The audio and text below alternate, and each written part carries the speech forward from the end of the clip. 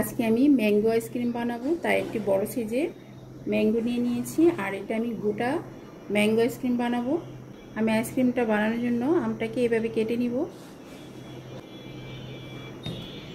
এখন আমটার ভিতর থেকে আটিটা বের করে নিব। এভাবে করে কেটে নিতে হবে। খুব সাবধানে কাটতে হবে যাতে আমের চামড়াটা কেটে না যায়। আর একটু বেশি পাকা দেখে আম নিতে হয়।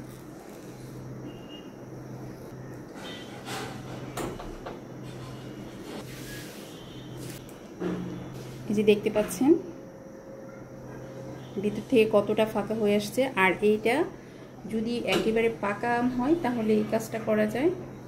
এখানে আমি কিছু দুধ জাল দিয়ে ঘন করে নিয়েছি আর কনডেন্স মিল্ক দিয়ে দিচ্ছি।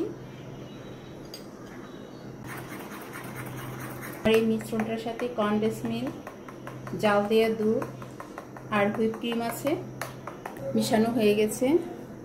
মিশ্রণটা আমি ম্যাঙ্গোটার ভিতরে দিয়ে দিব।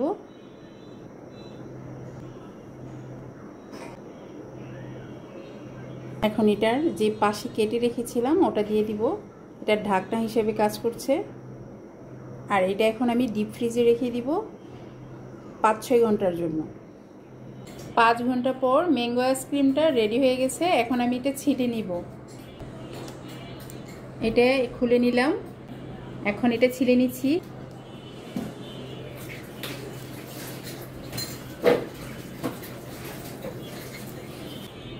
আমটা ছিলে নিয়েছি। এখন আমটা কেটে নিব।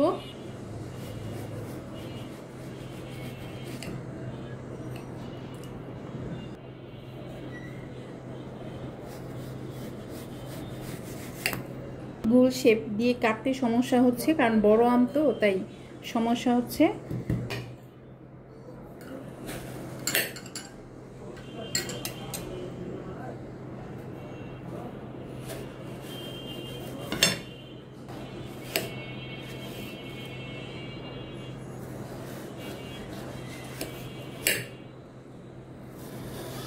আমি 3টি শেপে কেটে নিয়েছি।